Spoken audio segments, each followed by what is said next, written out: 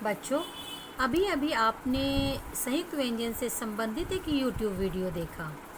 Video देखकर आपको इस संबंध में बहुत कुछ समझ आ गया होगा। आइए अब अभ्यास पत्र पर चर्चा आरंभ करते हैं। संयुक्त व्यंजन। बच्चों, इसमें संयुक्त का अर्थ है जुड़ा हुआ, यानी कि ऐसे व्यंजन जिनमें एक व्यंजन से अधिक, दो या उससे अधिक व्यंजन जुड़े हुए होते हैं। हमारी हिंदी वर्णमाला में स्वरमाला और व्यंजनमाला होती है। तो व्यंजनमाला में ये चार व्यंजन क्ष, त्र, ज्ञ और श्र, ये चार संयुक्त व्यंजन कहलाते हैं, क्योंकि इन चारों ही व्यंजनों में एक से अधिक व्यंजन जुड़ा हुआ होता है। जैसे क्ष में क और श, दो व्यंजन मिलकर ये क्ष बना है। इसी तरह से त और र मिलकर ये त्र बना है।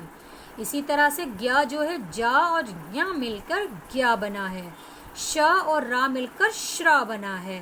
तो इन चारों ही व्यंजनों में दो या उससे अधिक वर्ण मिले हुए हैं, इसीलिए इन्हें संयुक्त व्यंजन कहा जाता है। आइए संयुक्त व्यंजन की परिभाषा पढ़ते हैं। जब दो भिन्न व्यंजन मिलकर एक नया रूप ले लेते हैं तो वे संयुक्त व्यंजन कहलाते हैं। दो भिन्न व्यंजन का अर्थ है अलग अलग। जब दो अलग अलग व्यंजन मिलते हैं आपस में और एक नया रूप बन जाता है, जैसे देखिए क और श मिलकर क्ष, इसका और श का दोनों को जब हम मिलाते हैं तो क्ष, ये कक्षा वाला क्ष जो है, ये इसका रूप एक अलग प्रकार का बन जाता है।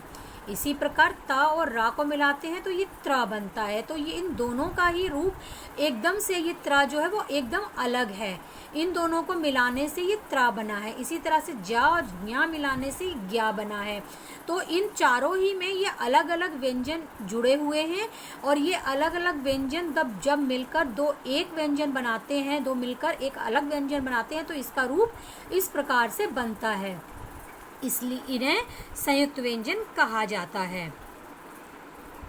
निम्नलिखित संयुक्त व्यंजनों से तीन तीन शब्द बनाइए। सबसे पहला दिया हुआ है त्र, क्ष, श्र और ज्ञ। इनसे आपने तीन तीन शब्द बनाने हैं।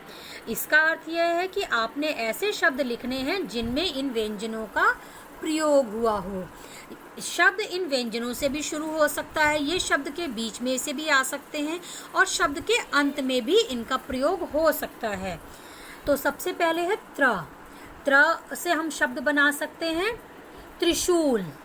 देखिए यहाँ पर आपकी सहायता के लिए कुछ चित्र भी दिए गए हैं, आप यहाँ से भी थोड़ी सी सहायता ले सकते हैं। जैसे त्रिशूल, पहला शब्द हम लिख सकते हैं त्रिशूल। दूसरा शब्द हम लिख सकते हैं त्रिनेत्र। तीसरा शब्द हम लिख सकते हैं त्रिपुरा, एक जगह का नाम है।